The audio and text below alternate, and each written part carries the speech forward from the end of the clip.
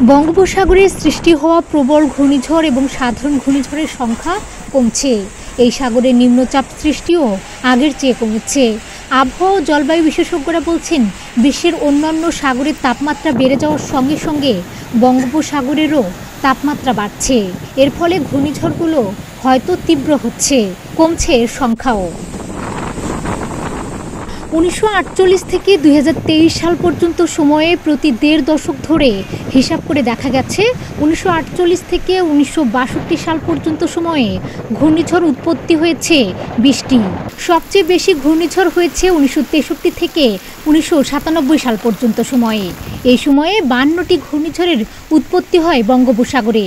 1978 থেকে 1992 সাল পর্যন্ত উৎপত্তি হওয়া প্রবল ঘূর্ণিঝড়ের সংখ্যা ছিল 30টি। 1993 থেকে 2007 পর্যন্ত সময়ে 22টি, এরপর 2008 থেকে 2022 সাল পর্যন্ত সময়ে 24টি প্রবল ঘূর্ণিঝড়ের উৎপত্তি হয়েছে।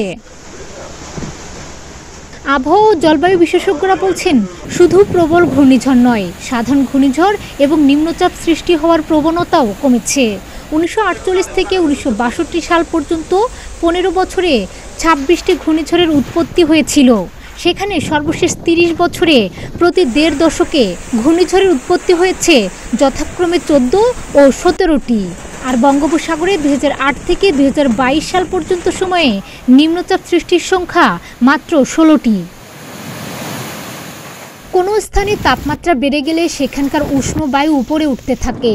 সাগরের কোনো স্থানে বাতাসের চাপ কমে গেলে সেখানে লঘুচাপের সৃষ্টি হয়। তখন আশেপাশে জলীয় বাষ্পপূর্ণ ঠান্ডা বাতাস ওই জায়গায় চলে আসে।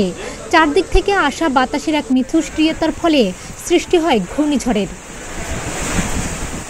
আবহাওয়াবিদরা জানিয়েছেন, বঙ্গোপসাগরে এই মিথস্ক্রিয়ার কাজটি দিন দিন বাধাগ্রস্ত হচ্ছে। সাগরে পূবালী বায়ুর সঙ্গে পশ্চিমা বায়ুর মিলনের ফলেই সৃষ্টি হয় লঘুচাপ। বঙ্গোপসাগরে কোথাও এই মিলনটা কমে যাচ্ছে। বঙ্গোপসাগরে ঘূর্ণিঝড় কমে যাওয়ার কারণ প্রসঙ্গে আবহাওয়াবিদরা বলছেন, সমুদ্রপৃষ্ঠের তাপমাত্রা বাড়ছে ভূপৃষ্ঠেরও। উভয় মিলে চরমভাবাপন্ন অবস্থার সৃষ্টি হয়েছে। এতে নিম্নচাপ বা ঘূর্ণিঝড় সৃষ্টির সহায়ক পরিবেশে বিঘ্ন ঘটছে।